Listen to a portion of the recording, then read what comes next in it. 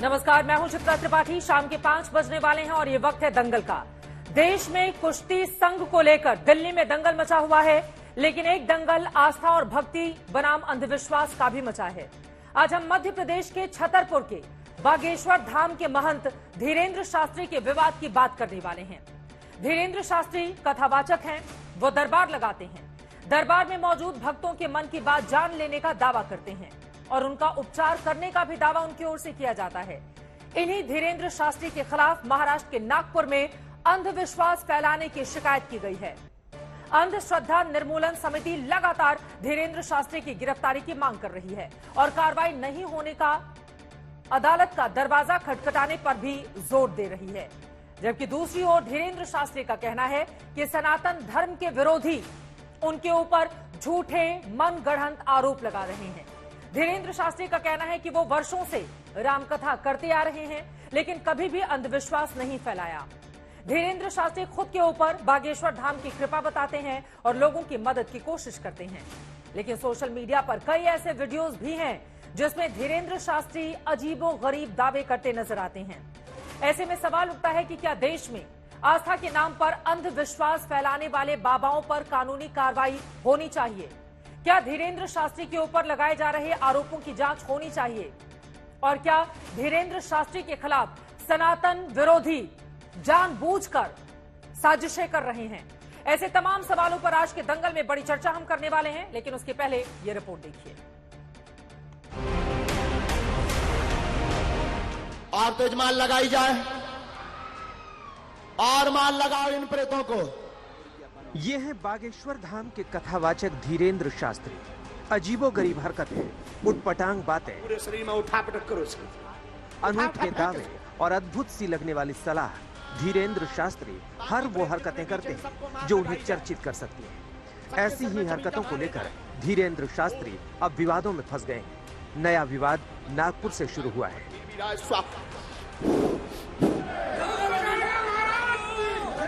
नागपुर में यह हंगामा तब हुआ था जब धीरेन्द्र शास्त्री के खिलाफ अंधश्रद्धा निर्मूलन समिति ने एक आयोजन किया।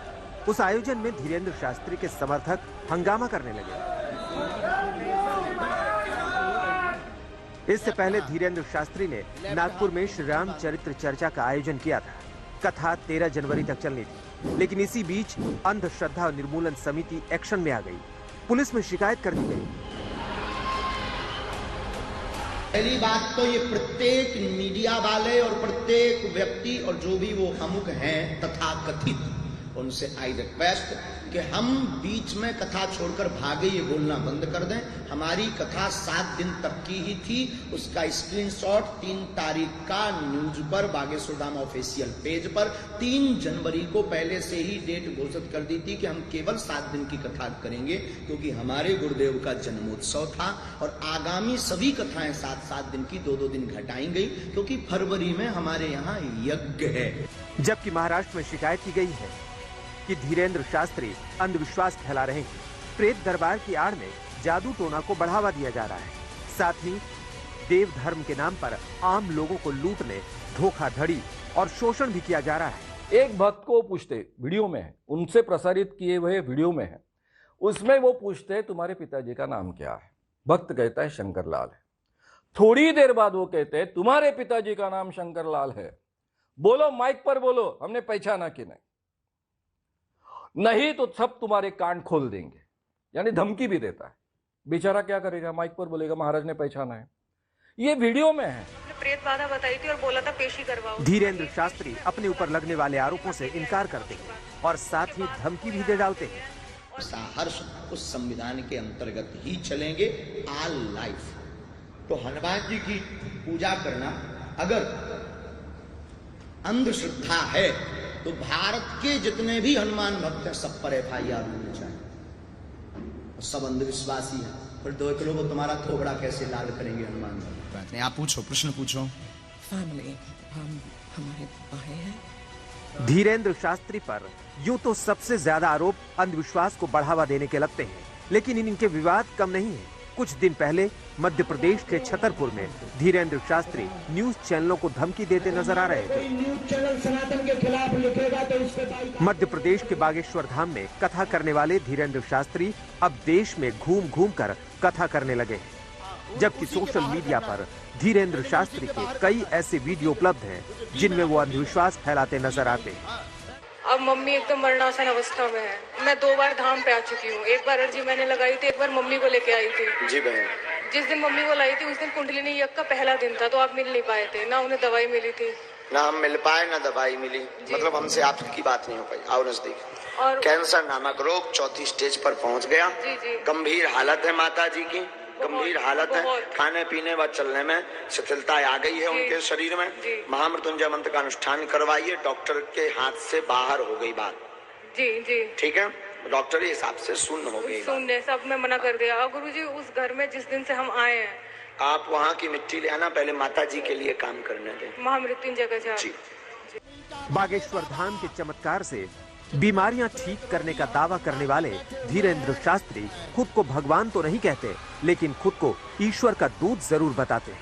वैसे मध्य प्रदेश के छतरपुर जिले के गढ़ा गांव में जन्मे धीरेंद्र शास्त्री अभी सिर्फ 27 साल के। इनके पिता का नाम राम कृपाल गर्ग और माता का नाम सरोज है। 12वीं तक पढ़े लिखे धीरेंद्र शास्त्री बागेश्वर धाम के महंत हैं। छतरपुर से लोकेश चौरसिया और नागपुर से योगेश पांडे के साथ आज तक ब्यूरो। आज मैं ज्योत जलाना चाहता हूँ। बागेश्वर धाम के बाबा को लेकर मोर्चा खुला हुआ है, लेकिन दूसरी तरफ उनके जो अनुयायी हैं वो कहते हैं कि सनातन धर्म का वो प्रचार प्रसार कर रहे हैं, इस वजह से उनको टारगेट किया जा रहा है। कई ऐसे सवाल हैं जिसको लेकर आज तक सीधे पहुंचा धीरेंद्र शास्त्री के पास और उनसे उन तमाम सवालों का जवाब लेने की कोशिश की है हमारी संवाददाता ने। सुनिए। में पुलिस ने आपको आप पे शिकायत भी है नागपुर में, और आपको क्या कोई नोटिस दिया गया है? यही तो झूठ है। कोई लीगली रिपोर्ट नहीं है, कोई एफआईआर नहीं है, हमारे पास कोई नोटिस नहीं है।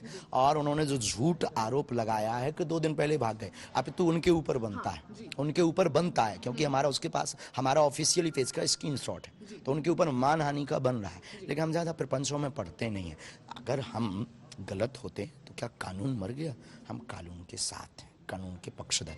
हमारा डिस्क्लेमर रहता है कोर्ट से भी और सबके लिए कहना भी कि हम कोई चमत्कार नहीं करते। हमारा अपने इष्ट पर भरोसा है, और अपने इष्ट का प्रचार करना अगर अंधश्रद्धा है तो पूरे भारत के हनुमान भक्तों पर एफआईआर होनी चाहिए। आप संत नहीं हैं, आप चमत्कार कहते हैं, आप चमत्कार नहीं करते, लेकिन सोशल मीडिया पे ऐसे कई सारे वीडियोस है जो ऐसे क्लेम करते हैं कि आप चमत्कार करते हैं, उस पर क्या कहना चाहिए? इष्ट की कृपा है, ये बालाजी की कृपा है। जैसे आप कुछ भी नहीं है, पर आपके ऊपर जो बैठे हैं वो बहुत कुछ है, उनके ऊपर भी कोई है वो बहुत कुछ है, ऐसे ही हमारे ऊपर भी कोई है जो हमारे बालाजी हैं। हमारी उनकी प्रतिनिष्ठा और श्रद्धा है, और उनको मानने से अगर किसी के जीवन में उजाला आ जाता है, चमत्कार हो जाता है, तो क्या बुराई है? किसी दीनहीन व्यक्ति को हॉस्पिटल से परास्त होकर के मरने की कगार पर वो घर पे डला, और बागेश्वर धाम हनुमान चालीसा या पर्चा के माध्यम से, अर्जी के माध्यम से उसे 4 महीना जिंदगी जीने के सुकून मिल जाते हैं, तो इस भारत में कौन सी बुराई है? और हम करते भी यही है कि तुम हमसे ना जोड़ो, बालाजी से जोड़ो। तो हमारे चमत्कार नहीं है, बालाजी के। हाँ, अगर वो कहते भगवान नहीं होते तो उन्हें बागेश्वर धाम दरबार में आना चाहिए।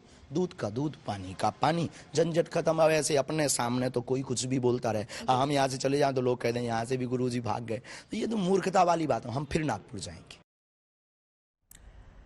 पंडित धीरेंद्र शास्त्री की ओर से कहा गया है कि वो फिर नागपुर जाएंगे। नागपुर से ही सारा बवंडर शुरू होता है और वो नागपुर दोबारा जाने का दावा करते हैं, ये कहते हुए कि हम थोड़े उल्टे दिमाग के हैं। लेकिन उनकी ओर से कई बार ऐसे दावे कर दिए जाते हैं जिसको लेकर बार बार सवाल पूछे जाते हैं, लेकिन आज तक ने जो सवाल पूछा उसका जो जवाब उनकी ओर से दिया गया है। आपको बताते चलें कि रायपुर में उनका प्रवचन चल रहा है 20 और 21 तारीख को। वो तमाम लोगों को आमंत्रित करते हैं जो उनके चमत्कार को लेकर क्वेश्चन करें। हालांकि चमत्कार पर जब उनसे सवाल पूछा जाता है तो उनकी ओर से यह दावा किया जाता है कि ये मैं नहीं करता बल्कि कोई और करवा रहा होता है। बागेश्वर वाले बाबा के तौर पर उनकी पहचान है। देश भर में श्रद्धा के नाम पर जिस तरह की भीड़ उमड़ती है उनको सुनने के लिए, वो भी अपने आप में अभूतपूर्व है। लेकिन कई ऐसे सवाल हैं जो बागेश्वर वाले बाबा को लेकर आज पूछे ही जाएंगे। खबर क्या है उसके बारे में जल्दी से आपको एक बार फिर से जानकारी दे देते हैं। आपको बताते चले, जादू टोना निर्मूलन एक समिति है जिसकी ओर से शिकायत की गई है धर्मेंद्र शास्त्री को लेकर। नागपुर में धीरेंद्र शास्त्री का कार्यक्रम हुआ था और 11 जनवरी तक रामकथा का कार्यक्रम था, लेकिन बीच में ही वो संपन्न हो जाता है। इसको लेकर लगातार सवाल पूछे जाते हैं कि क्या डर कर पहले ही अपने कार्यक्रम को खत्म कर दिया गया धीरेन्द्र शास्त्री की ओर से। उनके खिलाफ मामले को लेकर ये पूरी की पूरी समिति पुलिस के पास जाती है, लेकिन बागेश्वर वाले बाबा ने अपनी सफाई में और कौन कौन सी बातें कही हैं, उनकी बातचीत का अब अगला हिस्सा सुनिए। केस करेंगे उन पे? नहीं, इन सब की बहुत जरूरत नहीं है। बागेश्वर धाम के पागल ही काफी हैं। सनातनियों से उन्होंने ये उंगली प्रत्येक हनुमान भक्त के ऊपर उठाई है, उसका जवाब वो लोग देंगे। और हनुमान जी, हमें अपने पर भरोसा है, उसका जवाब हनुमान जी महाराज देंगे। लोग ये भी कहते हैं कि अंधविश्वास फैलाते हैं, आप इस पे क्या सफाई देना चाहेंगे? उन लोगों को क्या कहना? चढ़ाना श्रद्धा है, भारत में चादर चढ़ाना श्रद्धा है, लेकिन हनुमान जी की भक्ति बरताना अंधविश्वास है। भारत में कैंडल जलाना श्रद्धा है, लेकिन कलाबा बांधना, हनुमान चालीसा के उपाय बताना या ओम बागेश्वराय मंत्र के जाप से निवृत्ति करवाने की बात को सपोर्ट करना या सनातन का प्रचार करना, ये अंधविश्वास है। ये दोगलापन लाते कहाँ से हैं भारत में? तो हम सनातनी हैं, सनातन की बात करेंगे, ऐसे बिचौलियों से डरने वाले भी नहीं हैं। और जिनको दिक्कत हो, मीडिया, लोग, कोई समिति, हम वहां भी थे, 2 दिन दरबार लगाया, 7 दिन कथा की, तब क्या हुआ? कौन सा सांप सूंघ गया था? अब आने के बाद बहन अगर कोई बोले, ये मूर्खता है। अब भी हम कहते हैं रायपुर दूर नहीं, 200 किलोमीटर किराया ले लें, खर्चा ले लें, प्रेम पूर्वक। हम उनकी सिक्योरिटी की भी जिम्मेवारी लेते हैं कि पूजाई नहीं होगी, पूजा पाठ नहीं होगी, उसकी भी गारंटी लेते हैं। आ जाएं, वेलकम। लेकिन लीगली आए, लीगली का मतलब बता के आए कि वो आए और भीड़ से उठ के मास्क बांध कर चले जाओ, फिर कहें हम गए थे, बाबा ने हमको बुलाया भी नहीं, ठटरी के बरे। वहां भी हम थे, हमारे पास ना तो कोई उन्होंने कार्ड भेजा, ना कोई व्यक्ति भेजा, ना हमें पता है कि ये कोई समिति भी है। वो पत्रकार जरूर आए थे कि आपके लिए उन्होंने प्रेत दरबार के लिए कोई एलिगेशन किया। हमने कहा प्रेत दरबार मीन्स कोई अंधविश्वास नहीं है। वहां लॉ जो है वो ये है कि किसी को डरा धमका करके चमत्कार नहीं दिखा सकते। साइंटिफिक ट्रिक के अलावा करके आप किसी को चमत्कार नहीं बता सकते। हमारे पास ही नहीं है। ज्ञान और विज्ञान एक दूसरे के पूरक हैं। दरबार में आके उन्हें अनुभव लेना चाहिए। हम आपसे भी कहेंगे, आप यहीं कब लगना? कल दरबार लगना है, कल आओ बहन अनुभव। सब पत्रकारों से कहेंगे आप लोग आओ, ऑब्जर्व करो, सामने जरूर बैठना, और हम आपके सामने, सबके सामने, मीडिया के सामने कोशिश करेंगे अपने बालाजी से प्रार्थना करके कि जो हमारे पास है वो ये है। पंडित जी, एक आखिरी सवाल है मेरा। जो सिस्टम है पूरा ओपेक है, वो थोड़ी उसमें ट्रांसपेरेंसी की कमी है। सोशल मीडिया पे भी ऐसे कई सारे वीडियोस है जिसमें क्लेम होता है कि थोड़ा ट्रांसपेरेंट सिस्टम हो सकता है, इस पे क्या कहेंगे? जैसे ऐसा लोगों का मानना है कि सिस्टम थोड़ा सा ट्रांसपेरेंसी की तरफ और बढ़ सकता है। बिल्कुल, अगर ऐसा है तो सुधार करेंगे। वैसे हम कोई ईश्वर नहीं, हम कोई भगवान नहीं है, जो है हम वो हैं। अब वो हमेशा रहते हैं, हम बहुत आनंद में रहते हैं। और हम मीडिया से भी कहेंगे, फिर से उनसे कहेंगे, जो भी निर्मूलन समिति है, हम आपके सपोर्ट में हैं। अंधविश्वास के हम खिलाफ हैं। ओझा गुनिया तांत्रिकों के चक्कर में पैसा बर्बाद करने वाले लोगों को हनुमान जी से जोड़कर अगर उनके घर को बसवाया है तो ये कौन सा गलत है? हम आपके साथ हैं। लेकिन आइए, तो ये दोगलापन मत कीजिएगा कि हम वहां से भाग गए, क्योंकि हम हिंदू शेर हैं। हम हिंदू शेर हैं। 7 दिन थे, जब प्रोग्राम 7 दिन का था तो फिर 9 दिन की कोई बात ही नहीं उठती। हमारे पास उसका स्क्रीनशॉट है, आज प्रिंट आउट निकाल के हम आप लोगों को दे देंगे। 3 तारीख का स्क्रीनशॉट। नागपुर वापस कब जाना होगा? बहुत जल्दी जाएंगे और डंके की चोट पर जाएंगे। अपने इष्ट का प्रचार करना अंधश्रद्धा कैसे हो गया, ये सवाल भी खड़े करते हैं पंडित धीरेन्द्र शास्त्री, और चुटीले अंदाज में अपने विरोधियों को जवाब देने की कोशिश भी करते हैं। इसी पर बातचीत करेंगे। 2 बेहद खास मेहमान इस वक्त हमारे साथ जुड़े हुए हैं। साध्वी सोनिया दीदी जी, आप धर्मगुरु हैं, हमारे साथ मौजूद हैं, और पंडित राजकुमार शास्त्री जी, आप ज्योतिषाचार्य हमारे साथ जुड़ चुके हैं। राजकुमार शास्त्री जी, शुरुआत आपसे ही करते हुए, अंधविश्वास फैलाने का काम कर रहे हैं पंडित धीरेन्द्र शास्त्री, उनके ऊपर इस तरह के बेहद गंभीर आरोप लगे हैं कि भगवान के नाम पर लोगों के भीतर भ्रम पैदा करने की कोशिश की जा रही है। देखिए चित्रा बहन, बात यह है कि सनातन धर्म को नष्ट करने के लिए अनेकों प्रकार की शक्तियां लगी हुई हैं, जो सच्चाई को, किसी को अंधविश्वास कह करके किसी को बदनाम करने का प्रयत्न करती हैं। मोबाइल आप अपना दूर रख लेंगे तो आपका चेहरा साफ दिखाई देगा। अपनी बात को आप आगे बढ़ाइए जी।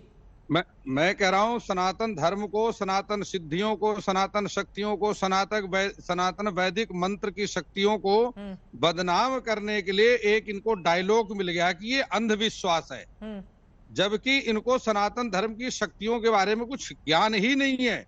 ये सिद्धियों को जानते नहीं है, इनको हनुमान जी की शक्ति का पता नहीं, इनको सन्यासी बाबा की शक्ति का पता नहीं है। और जिस दिन इनको सन्यासी बाबा की शक्ति का पता लग जाएगा उस दिन सब बोलना बंद हो जाएंगे। हनुमान जी इनकी बोलती अपने आप बंद कर देंगे, सन्यासी बाबा अपने आप इनकी बोलती बंद कर देंगे। ज्योतिषाचार्य जी, राजकुमार शास्त्री जी, वो रावण से फोन पर बातचीत करने का दावा करते हैं। ऐसा संभव हो सकता है क्या? इसी वजह से पूछा जाएगा ना कि लाखों जिसके आस्थावान इस तरह के लोग हों जो उनको सुनने के लिए जाते हों, उनको पूजनीय मानते हों, उनके सामने वो क्या कहते हैं? वो कहते हैं रावण से मैंने फोन पर बातचीत की है और रावण से बुंदेलखंडी में बातचीत की है। ऐसा संभव है क्या राजकुमार शास्त्री जी? तो सनातन धर्म को मानने वाले एक दूसरे तबके की ओर से भी पूछा जाएगा ना। चित्रा जी देखिए, भारतीय अध्यात्म है, अध्यात्म शक्ति के बल पर हमारे भारतीय ऋषि मुनि चंद्रलोक और सूर्यलोक तक पहुंचे हैं, स्वर्गलोक तक पहुंचे, इसी शरीर पहुंचे हैं। तो वो क्या बात करते हैं रावण से? वो बात करते हैं रावण से। यदि कोई दिव्य शक्ति के जन्म हुआ, उनको हनुमान जी की कृपा से क्या संभव नहीं है? इनको पूजा पाठ की शक्ति के नास्तिक लोग हैं।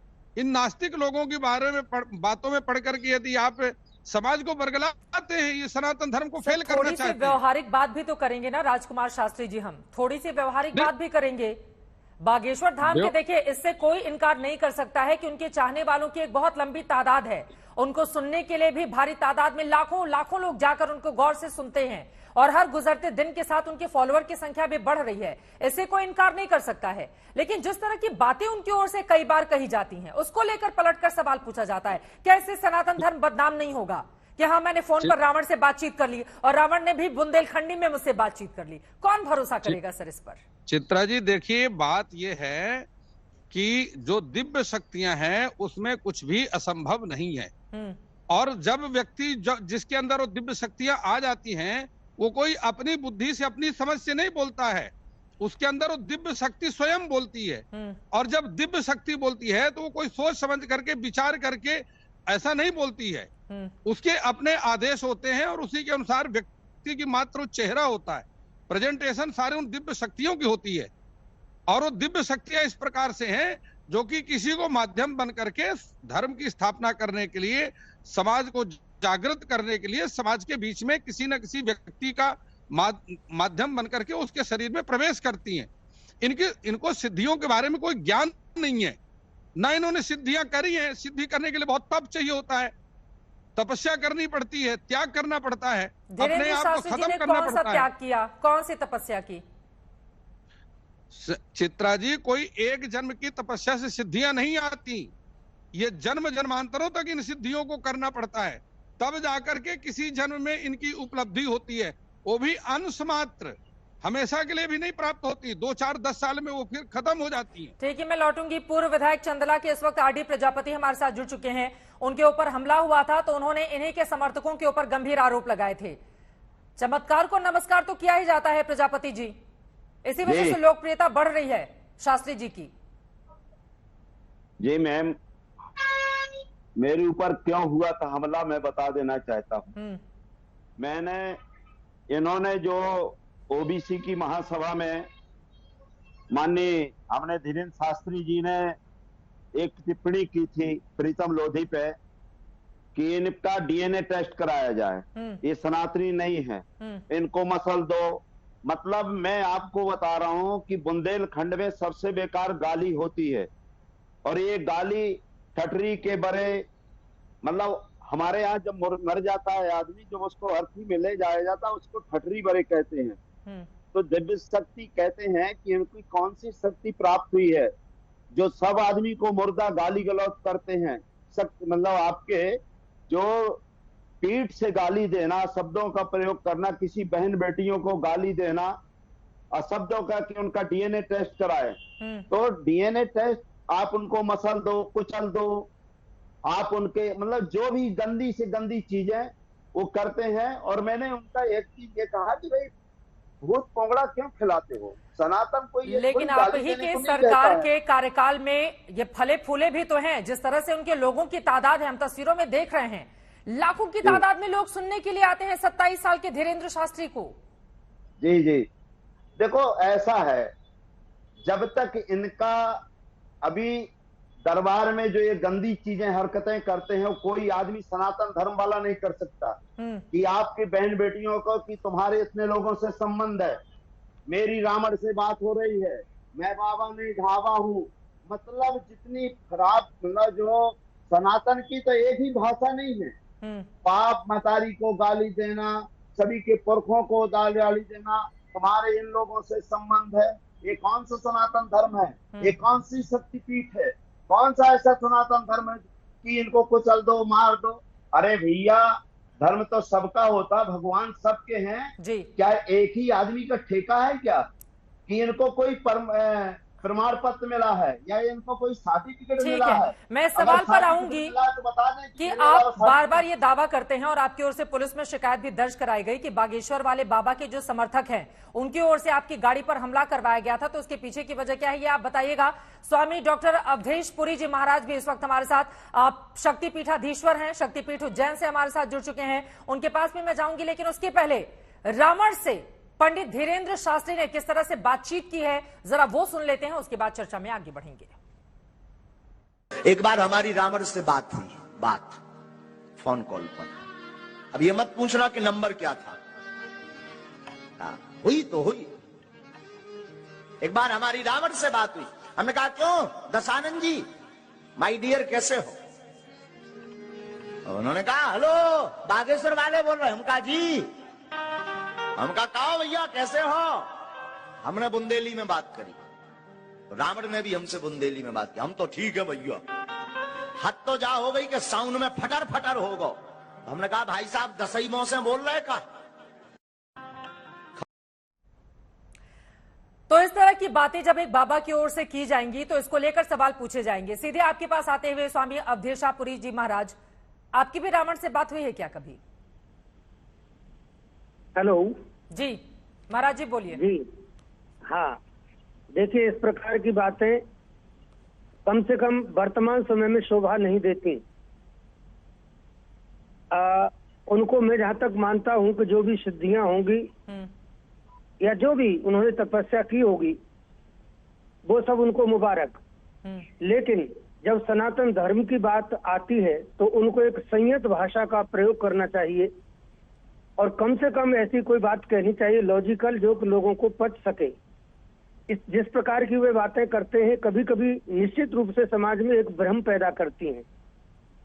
अगर व्यक्ति सिद्ध है, उसको सिद्धि प्राप्त है, तो फिर उसको इस प्रकार की अनर्गल भाषा का उपयोग नहीं करना चाहिए। शिष्ट भाषा का उपयोग करना चाहिए, संयत भाषा का उपयोग करना चाहिए। हाँ। लाखों लोग हमको सुन रहे हैं, हम बहुत ही गंभीरता के साथ एक बहुत ही परिष्कृत शैली में अगर अपनी बात रखेंगे तो सामने वाला व्यक्ति मुझे लगता है कि प्रश्न नहीं उठा पाएगा। बिल्कुल। तो उन्होंने जो भी सिद्धियां की हो मैं उनका स्वागत करता हूं। सिद्धियां होती हैं सनातन धर्म में, ये अच्छी बात है, लेकिन उनकी जो भाषा की मर्यादा है उसको भी बना करके रखना चाहिए, ये भी मैं चाहता हूँ। वो जब इस तरह की बातें करते हैं तो इससे क्या अंधविश्वास फैलता है और अंधविश्वास फैलाने वाले बाबाओं के खिलाफ क्या कार्रवाई होनी चाहिए? देखिए कार्रवाई क्या होनी चाहिए वो तो सब कानून का विषय है जी। और इसके प्रति क्या कार्रवाई होनी चाहिए वो संविधान में सब लिखा हुआ है, उसकी धाराओं में। लेकिन मैं तो आपको ये कहूंगा कि ऐसी बातें समाज में नहीं फैलानी चाहिए जिससे कि लोगों के अंदर संदेह की स्थिति पैदा हो या प्रश्न पैदा हो इस प्रकार के। अब उनके गुरुजी इतने विद्वान हैं, स्वामी रामानंदाचार्य जी महाराज, रामभद्राचार्य जी महाराज, सब लोग, पूरी दुनिया उनको जानती है, मानती है, उच्च कोटि के विद्वान हैं, प्रकांड विद्वान हैं, और आप उनके शिष्य हैं तो आपकी भाषा में शिष्टता नहीं आएगी, तो फिर आपके अंदर शिष्यत्व तो नजर नहीं आता।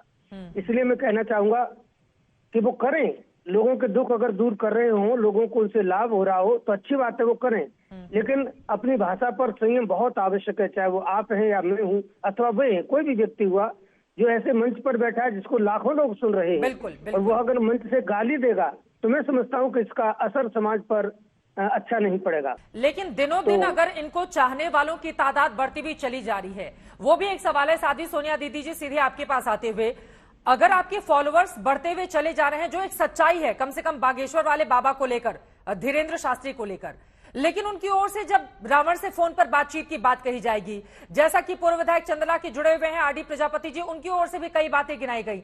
जब इस तरह की बात एक बाबा के मुंह से सुनेंगे लोग तो फिर आपसे पलटकर सवाल पूछे जाएंगे, क्योंकि बाबाओं की ऐसी भाषा नहीं होती है। सही बात है चित्रा जी, आपने बहुत सही प्रश्न किया। हालांकि धीरेन्द्र शास्त्री जी जो कर रहे हैं उसमें दो बातों का समावेश दिखता है स्पष्ट रूप से हम सबको। ये तो हम सब जान रहे हैं कि कहीं ना कहीं सामान्य जनता एजुकेटेड होते हुए भी, पढ़ी लिखी होते हुए भी एजुकेटेड वर्तन नहीं कर रही है। कारण ये है कि चमत्कार को नमस्कार वाली भीड़ आज भी बनी हुई है, भय आज भी बना हुआ है, पाखंड इसलिए आज भी चल रहा है। एक बात। दूसरी बात यह है कि उनके बारे में मुझे एक चीज सिर्फ ये पसंद आती है कि चलो कम से कम वे एक नकली भगवान को जो है वो सामने नहीं ला रहे हैं। नकली ठीक है, मैं लौटूंगी। किसी वजह से कुछ तकनीकी दिक्कत आ गई है, आपकी आवाज हम तक नहीं पहुंच पा रही है। प्रजापति जी, सीधे आपके पास आते हुए, देखिए आरोप तो बहुत सारे, दोनों ही पहलू हैं। एक तरफ तो आरोप ये भी लगते हैं कि दरअसल कुछ लोगों ने सनातन धर्म को बदनाम करने का ठेका ले लिया है और इस वजह से अगर कोई भी बाबा मंच पर लाखों की तादाद में अपने श्रद्धालुओं को संबोधित कर रहा है तो पलटकर उसके ऊपर सवाल खड़े कर दिए जाते हैं। धीरेन्द्र शास्त्री भी यही बातें कह रहे हैं कि मैं कौन सा अंधविश्वास फैला रहा हूं, मैं तो बागेश्वर वाले धाम का एक प्रतिनिधि हूं। अगर मेरे छू लेने से या मेरे कुछ उपाय बता देने से कुछ लोगों की बीमारी ठीक हो जाती है, कुछ लोग कुछ दिनों तक अगर रह जाते हैं, तो उसमें क्या दिक्कत है? लेकिन इन्होंने ये कहा मैडम कि सेनापति इनके यहाँ रहते हैं, अब वो दिखाई नहीं देते हैं, मारो सेनापति, मारो सेनापति। और हजारों औरतें अर्धनग्न अवस्था में, ये कौन से धर्म में लिखा है? ये कौन से धर्म में लिखा है कि भगवान राम के 5 बाप? ये कौन से? आज तक मैंने तो 70 वर्ष का हूं, मैंने आज तक सुना नहीं है। मैंने भी रामायण पढ़ी, गीता पढ़ी, भागवत पढ़ी, लेकिन 5 बाप मुझे नहीं सुनने को मिले कि 5 बाप कहाँ है, रावण से कहाँ बात होती है। मैंने इन्होंने डीएनए टेस्ट की बात कही एक महिला का, इनकी बात ना मानना, आरडी प्रजापति बात ना माने तो डीएनए टेस्ट होना चाहिए। ये दारू नहीं पीना चाहिए, ये आपके प्याज नहीं खाना चाहिए, लहसुन नहीं खाना चाहिए। तो मैंने कहा अगर मुझे बीमारी है डीएनए टेस्ट की, तो हम भी कह रहे हैं कि आपके भाई और आपके पिताजी दारू पीते हैं, इनका भी डीएनए टेस्ट होना चाहिए। तो मेरे ऊपर आक्रमण हुआ। अगर डीएनए टेस्ट कराओ ना भाई, साइंस बना है कि आपके लिए कोई भगवान डीएनए टेस्ट करेगा। अगर भगवान डीएनए टेस्ट करता तो इनका भी करे, भगवान मेरा भी डीएनए टेस्ट करे। मैं भी हनुमान जी को उपासक हूँ, ये भी हनुमान जी के उपासक है। ये कौन सी भाई बात है? ठीक है सर, व्यक्तिगत बातें नहीं करेंगे, लेकिन यहाँ पर ठीक है, आपकी बातें भी महत्वपूर्ण है। लेकिन मैं आपसे जानना चाहती हूँ, चूंकि धीरेन्द्र शास्त्री के अगर करियर को हम देखिए सनातन धर्म में भी बाबा हैं, अब उनके चाहने वाले और जिसके शिष्य हैं, बताने की जरूरत नहीं कि उनकी कितनी हिंदू धर्म में आस्था है और हिंदू कितना उनको मानते हैं। लेकिन अगर हम सिर्फ धीरेन्द्र शास्त्री की बात करें तो पिछले 1.5-2 सालों में इनकी जो लोकप्रियता बढ़ी है, उसके पीछे की क्या वजह देखते हैं? अगर ये अंधविश्वास फैलाते हैं, अगर ये चमत्कार करते हैं या लोगों को बरगलाते हैं या ये गलत बयानी करते हैं, उसके बावजूद फिर लोगों की तादाद बढ़ती हुई क्यों चली जा रही है? मैडम, मैं आपको बता देना चाहता हूँ, अभी हमारे यहाँ करीब जितने बाबा अभी तक मैंने देखे, जितने साधु संत, जितने सनातन धर्मी देखे, अभी आपके यहाँ वायरल हो रहा है जो आपके सोशल मीडिया में, इनकी 25 से 30 हजार करोड़ 2 साल के बाद 2 साल के अंतर इनकम है। ये कौन सी ऐसी फैक्ट्री लगाए हैं? लेकिन ये काला धन जम लाने की बात कह रहे थे, इनका काला धन कहाँ से है? लोगों को मदद के नाम पर, लेकिन ये पैसे नहीं लेते हैं, इनकी ओर से कहा गया है। इनके यहाँ अगर पैसे नहीं होते तो आपके वायरल हुआ था वीडियो, आपके टीकमगढ़ में और ललितपुर में वायरल हुआ कि इनके पैर पड़ने का 1 लाख, ये कथा सुन। अभी वो स्वयं कहते हैं कि मैं अपनी कथा 50 करोड़ में बेचूंगा, जिसको खरीदना खरीदे। मैं नहीं कह रहा, उनका वीडियो देखिए, 50 करोड़ में। अब बताइए आप, जिसको खरीदना हो, ये कौन सा धर्म है भैया? इनको कौन सा सर्टिफिकेट मिला है? ये कौन आरटीओ है कि इनको कोई लाइसेंस मिला है कि आप हिंदू हो कि आप हिंदू नहीं है? यही संस्कारी क्या? तो मेरे ऊपर आक्रमण कराया, मैं उससे मेरी मौत हो जाती। कम से कम 1 किलो का पत्थर मेरे यहाँ, मैं बीच में बैठा था, मेरे बच गया। और आपके बता रहा हूँ, इन्हीं के समर्थकों ने मुझे मरवाया। ठीक है, आपने जो आरोप लगाया है राजकुमार शास्त्री जी से मैं उसका जवाब लूंगी, लेकिन सोनिया दीदी आपकी बात अधूरी रह गई थी, आप अपनी बात को पूरी करें।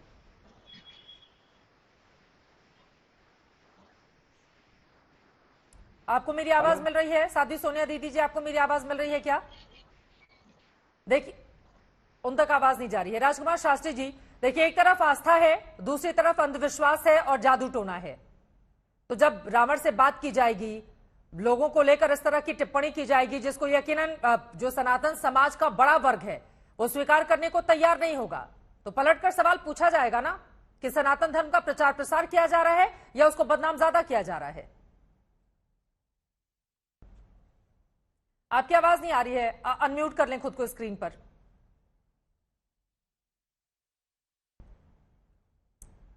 आपने खुद को म्यूट कर लिया है सर। मैं ये कह रहा हूं कि आपकी बात उत्तम है। हाँ, आपका प्रश्न पूछना ठीक है, प्रश्न पूछने में कोई बुराई नहीं है। और अभी मैं अपने साथियों की बात सुन रहा था, मैं इनकी बात को स्पष्ट कर दूं। जो इन्होंने भाषा की बात कही, तो देखिए महाराज जी जिस क्षेत्र से आते हैं वो छत्तीसगढ़ का क्षेत्र पड़ता है, वहां की भाषा इसी प्रकार की है। तो आप उनकी भाषा को कहें कि ये भाषा सब बता गया। अब दिल्ली की भाषा उनकी भाषा में फर्क है। हम लोग वहां के रहने वाले, हमको मालूम है कि वहां की भाषा की शैली यही है। अब वो किसी को, वहां के जो प्रॉपर रहने वाले लोग हैं उनको बुरा नहीं लगेगा, क्योंकि उनको वही भाषा अच्छी लगेगी और वो अपनी भाषा में बोलते हैं। किसी प्रकार से कोई बनावटी भाषा नहीं बोलते हैं। कोई शहर के MBA और चार्टर्ड अकाउंटेंट पढ़े हुए महाराज जी हैं नहीं, वो हनुमान जी की कृपा से बोलते हैं। तो इसलिए उस पर कोई भाषा पर तो उंगली उठानी नहीं चाहिए कि उनकी भाषा ठीक नहीं है, सभ्यता ठीक नहीं है, शब्द ठीक नहीं है। हाँ। नहीं, उनके कोई शब्द ठीक नहीं, इस प्रकार की बातें नहीं करनी चाहिए। महाराज जी का जहां आश्रम है, वहां की भाषा यही भाषा है उनकी। वो अपनी भाषा में बोलते हैं। छतरपुर के हैं, मध्य छत्तीसगढ़ के नहीं, छतरपुर के रहने वाले हैं। मैं कह रहा हूँ छतरपुर क्षेत्र मध्य, इससे ज्यादा घटिया भाषा कहीं नहीं होती है कि अर्थी में आदमी को ले जाओ। विधायक जी, मध्य प्रदेश छत्तीसगढ़ मिलता हुआ है, लेकिन दिल्ली अगर हम अपने बाप को बाप माने तो अर्थी में ले जाओ। देखिए, दिल्ली की जितनी शुद्ध भाषा है, बड़े बड़े शहरों की जो भाषा है, वहां की भाषा और वहां की भाषा में फर्क है। 10 किलोमीटर में व्यक्ति की भाषा बदल जाती है। 10-20 किलोमीटर आप दिल्ली से वृंदावन में चले जाइए, ब्रजभाषा अलग है, दिल्ली की भाषा अलग है। ठीक है। अब आप कहेंगे ठीक है, ब्रजभाषा मधुर है, भाषा पे अवधी ज्यादा नहीं भाषा जाते हुए, अलग लेकिन है। जो दावे किए जाते हैं उनकी ओर से सवाल उसको लेकर यहाँ पर पूछे जा रहे हैं। सभी के देखिए यहाँ पर अपने अपने पक्ष हैं, जो लोग आरोप लगाते हैं। जो स्वामी जी की तरफ से दावे किए गए हैं, वो दावे बिल्कुल सत्य हैं। देखिए, आप मेरी बात को ध्यान से सुनिए। आप 2-4 इतने बड़े समाज में 2-4-10 लोगों को बेवकूफ बना सकते हैं, लेकिन स्वामी जी के साथ आप देखिए कि 1-2 लाख आदमी एक साथ बैठा हुआ है। एक से एक बुद्धिजीवी आदमी बैठे हैं, डॉक्टर इंजीनियर बैठे हुए हैं, बड़े बड़े राजनेता वहां बैठे हुए हैं, कवि बैठे हुए हैं। उन सबको स्वामी जी ने कोई बेवकूफ बना देंगे क्या? ठीक है सर, अपना मोबाइल थोड़ा सा सामने किसी को बेवकूफ नहीं बना रहे हैं। उनकी अपनी सिद्धियां हैं जो कि उनका काम कर रही हैं, समाज का कल्याण कर रही हैं। जवाब महत्वपूर्ण है, सही रास्ते पर 2 लाख लोगों को क्या मूर्ख बनाया जा सकता है? ऐसा होता तो नहीं है। और जैसा कि आपने भी दावा किया कि बड़े बड़े लोग जाते हैं, और हाल ही में पिछले हफ्ते भी हमने देखा था बड़े बड़े मंत्रियों ने जाकर उनका आशीर्वाद भी लिया था। ये बात भी सच है। लेकिन सीधे आपके पास आते हुए साध्वी सोनिया दीदी जी, बीच में आपकी आवाज नहीं आ पाई थी, इस वजह से आपकी बात अधूरी रह गई थी। लेकिन सवाल तो महत्वपूर्ण है ना। देखिए, सनातन धर्म को मानने वालों की एक बड़ी तादाद है, उसमें कुछ लोग ऐसे भी हैं जो अपनी छोटी छोटी परेशानियों के लिए इतने आस्थावान हो जाते हैं कि हर मुहूर्त देखकर छोटे छोटे कामकाज करते हैं, बाबाओं से पूछ कर। दूसरी तरफ ऐसे भी लोग हैं जो इस पर बहुत ज्यादा भरोसा नहीं करते, लेकिन वो भी कट्टर सनातनी हैं। तो जब आप इस तरह की बातें करेंगे तो आपसे सवाल पूछे जाएंगे पलटकर कि जो चमत्कार आप कर रहे हैं उसमें कितनी सच्चाई है। क्योंकि फेस रीडिंग भी एक होती है कि व्यक्ति को देखकर उसकी क्या परेशानियां है उसके बारे में जानकारी दी जाती है। इस तरह का भी एक आर्ट है। एक्सपर्ट इसको लेकर दावे करते हैं। साध्वी जी, चित्रा जी, वो एक बार सोनिया दीदी की बात हो जाए। सोनिया दीदी, आपको मेरी आवाज मिल रही है क्या? उन तक आवाज नहीं पहुंच पा रही है। प्लीज आप जल्दी से उनका कनेक्शन ठीक कराएं, अपनी बात को पूरी करें। शास्त्री जी। चित्रा जी, मैं आपको ये बतला रहा था कि जो आप बात कह रहे हैं फेस रीडिंग के बाद जन्म कुंडली का अध्ययन या हस्तरेखा, ये एक पढ़ाई है, विद्या है। हाँ। बात यहाँ पर विद्या की नहीं। स्वामी जी के पास में विद्या तो जो है वो तो है, गुरु की कृपा से तो संभव है, लेकिन उनके पास में सन्यासी बाबा हनुमान जी की सिद्धियां हैं। सिद्धियां वो चीज होती है जो विद्या से परे होते हैं। सामान्य व्यक्ति के समझ में बातें आ नहीं सकती हैं। सामान्य व्यक्ति को, सुनने वाले को अजीब लगता है कि ये कैसा बोल रहे हैं, ऐसा कभी संभव हो सकता है। लेकिन जिसके पास सिद्धियां हैं उसके पास में संभव है, वो सब कुछ करने में संभव हो सकता है। 8 प्रकार की सिद्धियां हैं। महिमा नाम की सिद्धि महाराज जी के पास में है, जो कि हनुमान जी की कृपा से मिलती है, सन्यासी बाबा की कृपा से मिलती है। आप उन दैवी शक्तियों को कैसे चैलेंज कर सकते हैं?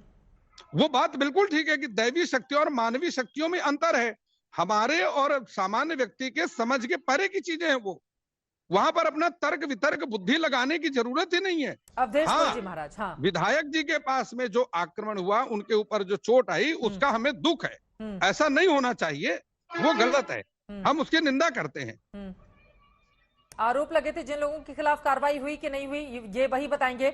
लेकिन उसके पहले अवधेश पुरी जी महाराज, चमत्कार से नमस्कार करने वालों की भी बहुत बड़ी तादाद है, लेकिन आप जैसे जो बड़े बड़े पदों पर बैठे हुए लोग हैं, सनातन धर्म को जो प्रचार और प्रसार दे रहे हैं, उनका भी ये दायित्व है ना कि अगर अंधविश्वास कहीं से भी फैल रहा है तो उसको रोका जाए, ताकि आगे आने वाले वक्त में सनातन धर्म को बदनाम नहीं किया जा सके। क्योंकि इनके भी समर्थक कह रहे हैं कि वो सनातन धर्म का प्रचार कर रहे हैं तो उनको बदनाम करने की साजिश रची जा रही है। बात और प्रचार करना भी चाहिए, हम उसकी प्रशंसा करते हैं और हमारी शुभकामनाएं भी उनके साथ हैं। खूब आगे बढ़े, सनातन धर्म का प्रचार करें, उसकी रक्षा करें। हमारे हैं, अपने हैं, हमें खुशी होती है, हमें गौरव भी होता है। लेकिन आपने ये जो कहा कि अगर समाज में कोई ऐसा संदेश चला जाता है जिसे कि हिंदू धर्म में ढोंग है या पाखंड है या ये तो इस प्रकार की बातें मानते हैं, तो चमत्कार को भी बहुत अच्छा नहीं लोग मानते, जो बुद्धिजीवी वर्ग है। इन चीजों से बचने की आवश्यकता रहती है। तो धीरेन्द्र ये जो चमत्कार है वो कैसे होता है, मैं आपसे जानना चाहूंगी। देखिए, कोई अगर बीमार है वो दवाई भी करा रहा है, लेकिन फिर वो सोचता है कि अगर साधु संतों का कुछ आशीर्वाद मिल जाएगा तो हो सकता है कुछ अच्छा हो जाए। लोग इस भरोसे के साथ बाबाओं की शरण में जाते हैं। तो मैं इसके बारे में, क्या एक विश्वास होता है जो लोगों को दूसरी आध्यात्मिक शक्ति देता है, इस वजह से उनके शरीर में बदलाव होता है और हो सकता है बहुत सारी परेशानियां उनकी खत्म भी हो जाती हूं? क्योंकि विश्वास में भी एक शक्ति होती है, जिसको आप बाबा से जोड़ लीजिए या खुद की इच्छा शक्ति से जोड़ लीजिए, ये अलग और अलहदा हो सकता है। ये जो चमत्कार होता है, आप बाबाओं की ओर से किया जाता है, किसी को आशीर्वाद देकर किसी की परेशानी दूर कर दी जाती है, ये कैसे होता है? हेलो जी, अवधेश पुरी जी, आप ही से ये सवाल था। अच्छा, मैं पूरी बात आपकी समझ नहीं पाया, लेकिन ये बात तय है कि सिद्धि एक अलग चीज होती है और सिद्धि के द्वारा, लोगों के विश्वास के द्वारा असंभव कार्य भी संभव हो जाते हैं। क्योंकि जहाँ श्रद्धा है, श्रद्धावान लभते ज्ञानम, उस व्यक्ति को ज्ञान भी प्राप्त हो जाता है। और दूसरी बात यह है कि जहाँ श्रद्धा है वहां से उसकी मनोकामनाएं भी पूर्ण होती हैं। तो मनोकामनाएं तो हम एक पत्थर में भगवान मान लेते हैं और वहां से हमारी मनोकामनाएं पूर्ण होने लगती हैं। हम एक वृक्ष के अंदर अगर श्रद्धा रखते हैं तो वहां से भी हमारी मनोकामनाएं पूर्ण होने लगती हैं। तो ये मनोकामनाओं का जो एक सब्जेक्ट है वो लॉजिकल हो भी सकता है और लॉजिकल नहीं भी हो सकता है, वो श्रद्धा का सब्जेक्ट है। बिल्कुल। तो इसलिए लोगों को अपनी अपनी श्रद्धा के अनुसार भी वहां से लाभ प्राप्त होता है, तो वो कर रहे हैं तो अच्छी बात है। उसमें बहुत कुछ ऐसा नहीं है कि जिसकी निंदा की जाए। मैं समझता हूँ कि इतने कम समय में इतने लोग अगर उनसे जुड़े हैं, अच्छी बात है, वो काम उनका आगे बढ़ना चाहिए। लेकिन थोड़ा सा फिर भी अगर वो अपने व्यक्तित्व में सुधार करते हैं या जिन जिन चीजों का विरोध हो रहा है उनको वो धीरे से हटाने का प्रयास करते हैं तो और अच्छा होगा, मैं तो कहना चाहता हूँ। बिल्कुल। अब कुछ और बयान है क्या जो हम अपने दर्शकों को दिखा सकें, क्योंकि कई उनके एक के बाद एक कई ऐसे बयान हैं जिसको लेकर अक्सर सवाल पूछे जाते हैं कि सनातन धर्म का प्रचार करने वाला अगर कोई युवा चेहरा है वो इस तरह की बातें कैसे कर सकता है। बार बार सोनिया दीदी, क्या मेरी आवाज मिल रही है आपसे? कई बार मैंने सवाल पूछा, तक मेरी आवाज नहीं जा पाई थी।